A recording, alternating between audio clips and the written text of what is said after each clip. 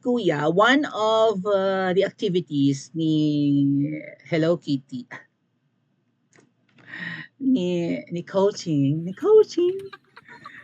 sa Australia. Nanood ba sila? Ba't masyado sila nagbababad doon? Ano kaya ang kanilang mga kakaibang lakarin? No? Pero isa sa mga event or part of itinerary ng presidente nyo ay ang magpa-interview sa reporter ng ABC patuloy. Nakakahiya daw si Kuting. Napanood yung interview at tumatawa, buti na lang close friend ko ito. May isang mawin yan, may kaibigan siyang Australian, napanood yung interview ni Hello Kitty, tawang-tawa. Ay kasi nga naman, apakahambog. Yun yung aking assessment, no, evaluation mga tat kuya, na nagpakahambog si Hello Kitty, kaya lang, na corner ng mga questions na hindi niya napagandaan. Ganun po kasi yun mga atat kuya kapag ang isang estudyante, well, observation ko sa mga estudyante, no, lalo na nung ako ay nagpa-practicum or nagpa-practice teaching pa, observation ko yan sa mga estudyante na grabe yung confidence nila kapag ready sila sa pwedeng itanong ng teacher. Hold on. Open ko lang mataas ang kumpiyansa sa sarili, overconfident nga kapag alam nila na, ito, napaghandaan ko to yung tanong na to, magtataas ako ng kamay, tatayo ako sa harapan, or tatayo ako, di ba, pag tinawag ako ni Teacher Maui, and then sasagot ako ng buong kagitingan, kuning-kuning. O, ganon. So, ayan. Dahil ko nakita din eh. Ang problema kapag may mga follow-up question at tinitest ng katulad kong teacher ang say yung ano ba to, may specific term kami dyan eh. Yung pagiging rational ng estudyante, no?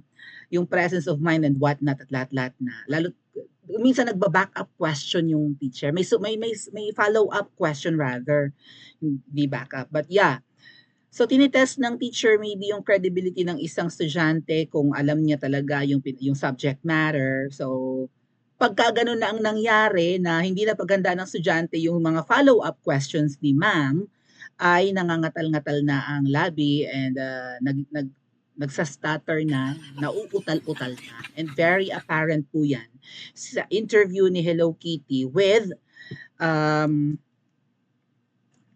Sarah Sandali lang po, Miss Sarah. Sarah Ferguson ng ABC News Australia. So, chinek ko si Sarah Ferguson. I'm gonna show it to you guys. Dito sa Princess Maui. So, this is si Kuting Andi, nakabalandra. Play ko nga. Which is, of course, the question of corruption, which became wholly associated with the Philippines.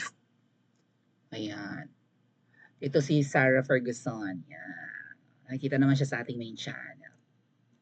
So, journalist at reporter siya sa Australia. Okay? So, medyo sa interview na to kasi mga ate at kuya, sa latter part, may video ito sa YouTube. Hindi ko lang ma-play sa inyo. Dito ko lang sa cellphone ipaparinig. Sa latter part kasi, natanong si Kuting na ano ang balak nyo sa mga ill-gotten wealth, ganyan. May mga tanong din mga at kuya, paano mo i-resist yung, di ba, yung temptation na ma-prolong din yung administrasyon mo katulad ng tatay mo, ganyan, parang authoritarian, whatever.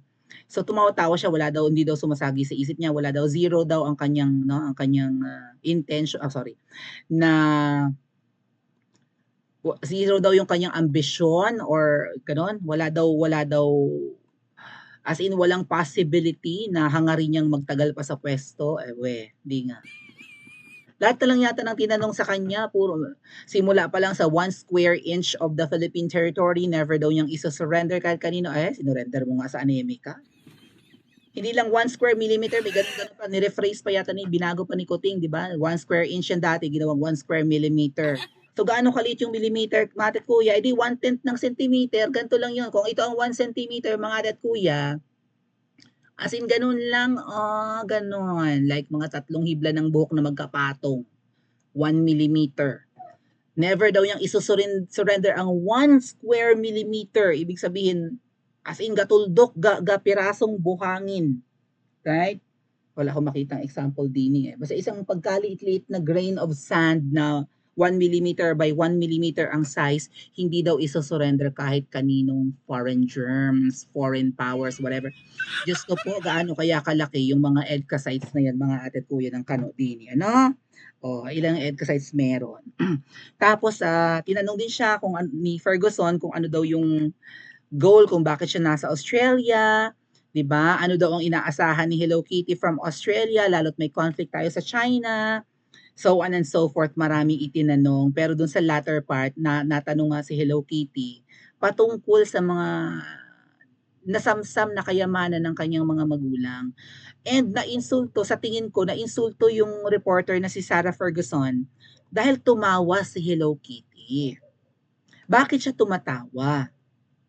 Well, habit na niya yan eh. Sabi nga ni Miss Marlica, parang merong may pattern, di ba? Habit niya yan na kapag iniiwasan niya yung tanong or hindi niya gustong sagutin ang tanong or maybe hindi siya ready sa question na yan, tatawanan niya lalo't feeling niya insulting sa kanyang part. Tinatawanan niya ang endings, siya ang naka-insulto ng reporter. Kung nagagawa niya yan sa SMNI, kung nagagawa niya sa ilang sa ilang Philippine media, 'di ba natanong siya dati patungkol sa akusasyon ni Pangulong Duterte na ikaw baga ay involved sa kalakaran ng pulburon or ikaw baga ay either involved ka diyan or gumagamit ka. So tinawanan lang ni Hello Kitty, ayaw niya daw i-justify yung mga ganung mga tanong. Kadali ang problema kasi Hello Kitty is tumahimik ka muna. Shh, tumahimik ka dyan. For a long period of time. Okay, i-play natin yan maya-mayang konti. Okay, Sarah Ferguson. Okay, ready ko lang mga dad ko. Yeah, hold on a second. Ayan. So nagkanda utal-utal siya. Nung una parang confident na confident siya sa mga tanong sa kanya. So kaya lang may mga tanong na parang hindi niya napaghandaan at siguro dadaanan niya sa tawa-tawa. Huwag kang ganyan. Ang mahirap kasi sa Hello Kitty, mukhang totoo yung sinasabi na kuting pala nung Hello Kitty. Ang mahirap kasi sa'yo ay ayan, mukhang totoo yung allegation na even ang aking BFF na si Lenlen, during difficult times, wala ka. Parang hindi mo kayang harapin yung mga difficult scenarios, difficult circumstances. Mahilig kang tumakas. Mahilig kang umiwas. Hindi mo kayang harapin. Di ba yan ang allegation ni Pangulong Duterte kay Kuting? Na di umano, yan yung in-advise ni PRRD kay Senadora Amy. Sabihin mo sa kapatid mo na harapin ang problema, magkaroon ng balls or whatever. Huwag daanin sa kung ano-anong bagay ang pag-iwas sa mabibigat na problema. Kasi nabanggit yan ni I'm not sure if it was Miss Maharlika or maybe it was PRRD na nga rin na nagsabi na nung natalo si Hello Kitty ng BFF Lenlen ko nung 2016 elections sa pagka-vice president, syempre masyadong naapektuhan yung magjowa, di ba? Kaya daw nag-resort sa bebe powder. Oh. And then di ba nagmanikluhod si Senadora Amy na huwag nga banggitin daw 'yan. Di umano huwag banggitin sa Oplan Tukhang or di ba huwag isiwalat yung pangalan ni Ehem sa listahan ng nasa narco list. Di ba? Ang daming nagsabi na si Miss Maharlika noon fake news dahil 'di ba una natin narinig yan kay Miss Maharlika na nasa listahan yan, nasa narco list si Ehem. Tapos yung unang prayer rally in Davao, siniwalat ni PRRD. Nakita niya nandun ang pangalan ni Ehem sa listahan ng PIDEA. At para hindi mabanggit yan, nagmakaawa si Senadora Amy kay PRRD. At yun daw ang sagot ni PRRD. Sabihin mo sa kapatid mo, harapin ang problema, huwag takasan, Dahil baka yung pagbe-baby powder, yung way of escape ni ehem-ehem. Lalo't kapagka nalobat ka, baka abutin ka ng 4 na araw ng tulog. Right? So, well, he's awake, he is being interviewed, so dadaanan niya sa tawa-tawa yung escape. Ugali niyang tumawa-tawa eh. Parang technique niya siguro yan. Siguro feeling niya, umuubra yan. Katulad na lang nung vice presidential debate nung 2016, mga ate at kuya, kung naaalala niyo or kung hindi niyo pa napapanood yun. Pero kung may nakapanood yun, maaalala niyo nung, di ba, binabanat-banatan siya ni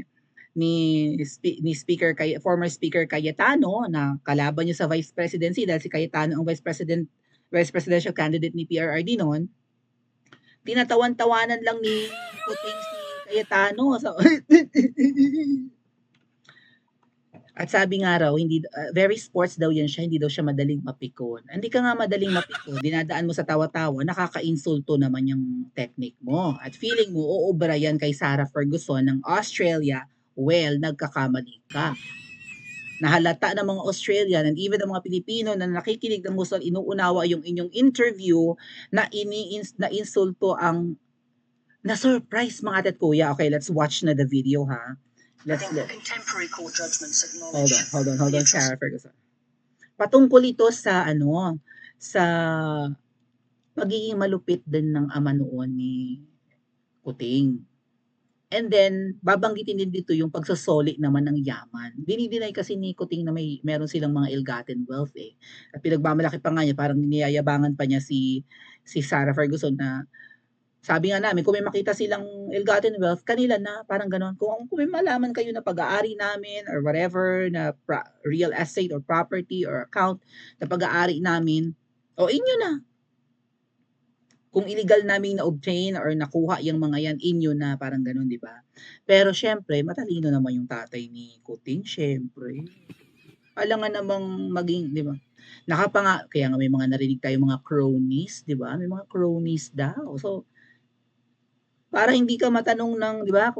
Dahil nasa batas din natin yan mga dad kuya, baka ma-question ka, di ba? Ma-question ka bakit bigla kang yaman habang nakaupo, saan galing ang yaman mo? Hindi ka naman mayaman noon, hindi ka naman uod ng yaman. Bakit biglang yaman ang pamilya mo? Bakit dati ang mga bag mo, si Kosana, naging Hermes na? Isang taon ka pa lang na gobernador or mayor. So, ang ginagawa ng iba, may mga cronies, ipinapangalan sa Quirida, binabanggit na ni Senadora Miriam, ipinapangalan sa Quirida. Diyos ko po, ultimo security guard, bodyguard, driver, mansion yung bahay. Ay kasi kailangan ipangalan sa ibang tao, kanila yon, ipangalan lang muna sa iba, kamag-anak, empleyado, para hindi nakalista sa pangalan. Marami namang ways para 'di ba itago ang mga ill-gotten thingy-thingy. Let's listen to Sarah Ferguson at kayo na po ang magsabi kung paanong nagulat ang interviewer sa interviewee at tumawa-tawa pa. Okay, let's listen.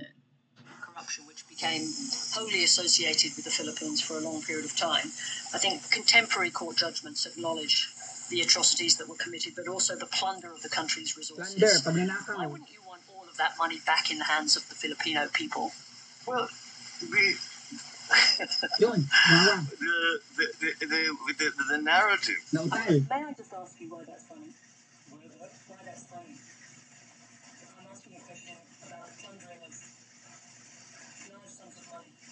No, I'm saying that maintains the idea maintains because I think it's Mm.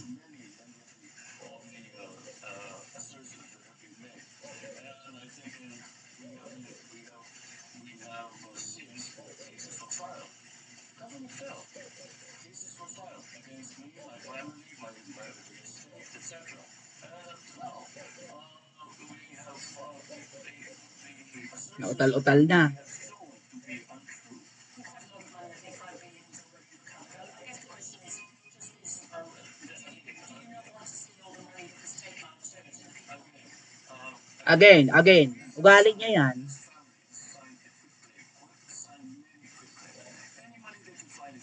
Yun.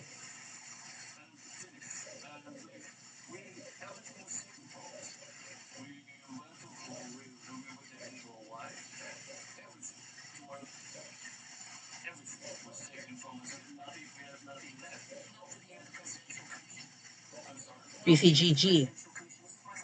On this topic Which presidential commission? in the Philippines. There, PCGG. Having seen the facts, as they have been slowly revealed, with full investigation, not propaganda. ng kanyang official trip. which is of course the question of So, yon.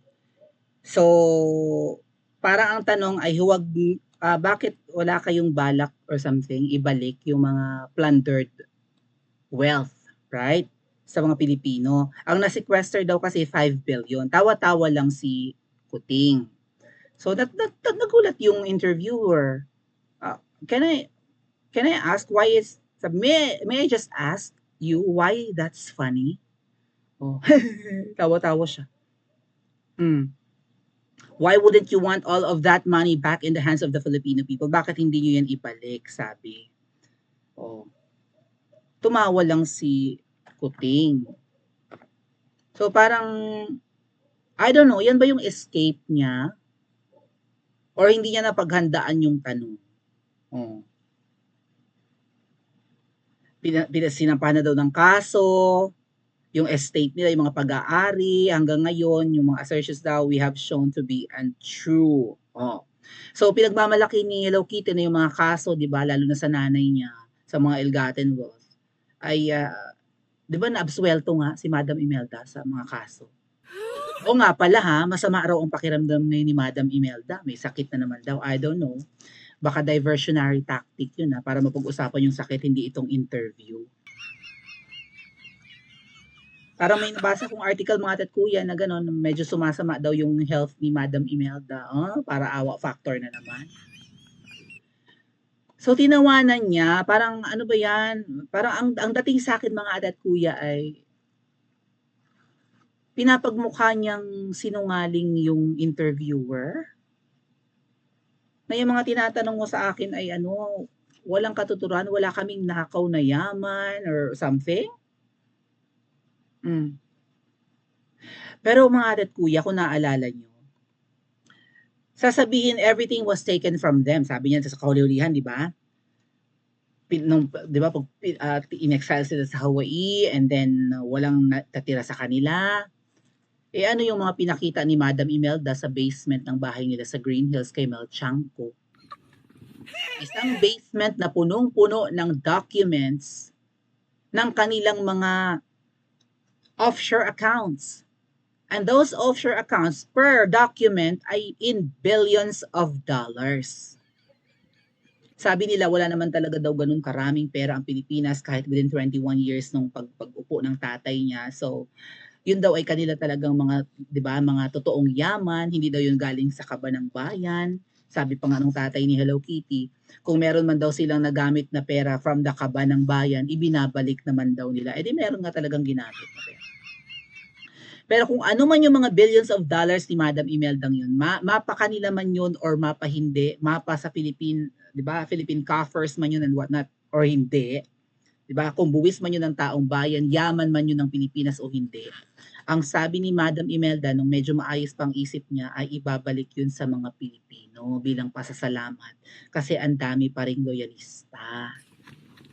Na hanggang ngayon nagtandaan na nangamatay na ngayong iba, ever loyal pa rin sa family nila. Na-appreciate ni Madam Imelda yun. Kaya willing si Madam Imelda isole. Sipin nyo isang basement punong-puno ng mga nakasalansan na mga documents, ng mga certificates and whatnot, ng kanilang mga pag-aari abroad. May it be real estate, dollar deposits, yun nga mga billions of dollars bawat dokumento. Imaginein mo na lang buong ilalim ng bahay o isang opisina, nakasalansan doon ang documents, bilyones, ilan kaya yun, ilang trillions kaya in dollars pa. Willing ibigay ni Madam Imelda, magtira lang daw kahit 10% para sa kanyang pamilya, okay lang. At pinagmamalaki pa ni Madam Imelda, tatapusin daw ng yamang yun nila ang gutom sa buong mundo. Galing yan sa bibig ng nanay ni Hello Kitty. Kaya, ang daming umaasam na kapag nanalo si Hello Kitty, baka makaahon sa hirap ang Pilipinas. Ay kaso mo ang nangyayari, baka hindi naman talaga nila yan ibigay. Hindi, yun na lang na wag na nating hangarin kung anong meron sila. Di inyo na, di kayo na ang pinakamayamang pamilya sa buong mundo, maging hari at reyna na kayo kung gusto nyo. Pero wag nyo nang pakikialaman ang kaba ng bayan. Wag yung gagamitin ang budget ng taunang budget ng Pilipinas sa kung ano-anong kalokohan katulad ng PI na yan. Wag nyo nang pakialaman ang pera ng tayaan ng numero, may tumama na naman kanina. Sa 6:45 I think, no, Lotto, meron na naman. Wala pang 1 week ngayong March, magwa 1 week pa lang, o ilang beses nang may tumatama sa Lotto, buwan pa lang ng Marso. Walang tigil, walang hintay. Oh, pautot-utot pa nila na babaguhin nila ang constitution para ayusin daw yung economic provisions. Malay namin kung anong mga insertions ang gagawin nyo dyan para ma-prolong yung inyong term. And also siguro, baka nga yung inyong mga pledges na nakukuha, hindi naman talaga natutuloy. Wala kami nararamdamang pag-asenso sa Philippines. Ang mahal pa ng bilihin. O siguro nagsisipag back out yung nangangako kay Hello Kitty na mag-i-invest ng negosyo sa Pilipinas kaya walang natutuloy, nagsasayang lang tayo ng pera sa kakabiyahin niya. Isa pa yan. No, wala na kaming pakialam kung gusto nyong ipaligo o kainin ang mga ginto nyo, 'di ba? Nguyain ang pera ipanggatong sa pagluluto ng pagsasaing ng bigas. Wala kaming pakialam kung yaman ninyo 'yan ng mga nasa offshore accounts ninyo. Huwag nyo lang talagang samsamin pati pa yung budget ng Pilipinas. Trilyones ang budget natin, wala tayong nararamdamang asenso, wala tayong nakikitang pagbabago, wala pa ako nakikitang infra. Oh. So tapos natawa-tawa ka, feeling mo ang tanong sa'yo, pambabastos sa'yo, ikaw ang nang bastos ng interviewer, nakakahiya ang interview mong ito, Hello Kitty. Okay? Oh, paano nyo daw na-survive, sabi ni Aldin, ang pagtira sa Hawaii kung wala kayong yaman at ang pag-aaral mo in the UK. So, temporarily lang yun. Sabi ko nga sa inyo, may mga cronies, di umano. At kung anong meron sa mga cronies na yun, pwede naman nilang gamitin yun at 'di ba, kunin muna para may mapaghuhugutan yan, may mga contingency yan mga ate at kuya. So yung behavior ni Hello Kitty na kapag hindi niya gusto ang tanong, again. Di ba ganun siya, di ba? Parang gusto niya palabasin na parang paulit-ulit niyo na lang tinatanong yan. Para na kayong sirang plaka. Gusto niyang palabasin na itong mga interviewers ay mababang nila lang kumpara sa kanya ay elite nga kasi. Elite. Yan ang napapala natin. Kung akala niya hindi siya nakaka-offend, kung akala niya normal lang yung ganun, mahilig siyang gumamit ng again. I have explained this many times over, kuning-kuning. O, nakakabastos na siya ng reporter. Nagulat yung nag-i-interview, bakit? Pwede ko bang matanong kung bakit nakakatawa? Yung tanong ko na ayaw yung ibalik. May balak ang nanay ni Kuting na ibalik yan sa Pilipino, actually. Pero dahil nga sa lapsap, suwapang, sugapa, yung malaki ang tiyan, hindi masusunod ang nanay ni Kuting na ngayon ay sumasama ang pakiramdam. Baka any monument. Peggy bumbong na yan. And then maaawa na naman ang Pilipino and kuha na naman ang simpatsya nila. Ano ang kinabukasan natin sa ganitong leader na parang lutang kung tanungin and hindi kayang sumagot ng diretsyo. Kahit pa foreign media yan. Malamang hindi na mauulit ang interview yan. Baka hindi na magpa-interview sa iba pang international press. Dahil nabulyawan daw yan ng asawa sa nangyaring nakakahiyang interview. My God, leader ng Pilipinas, nakakahiya. Samantalang si Tatay Digong, kahit magmura, hindi tayo nahihiya. Tama ba mga ate at kuya? Kahit nagmumura si Tatay Digong, kahit bastusin ni Tatay Digong ang nagtatanong sa kanya, katulad ng interview sa kanya ng Al Jazeera, proud tayo kay PRRD. Dahil yung tanong kay PRRD ay parang kabalahuraan din lang naman. Tapos yung mga sinasabi dito ni Hello Kitty na na hindi namin kami magpapasakop sa ICC, kaplastikan.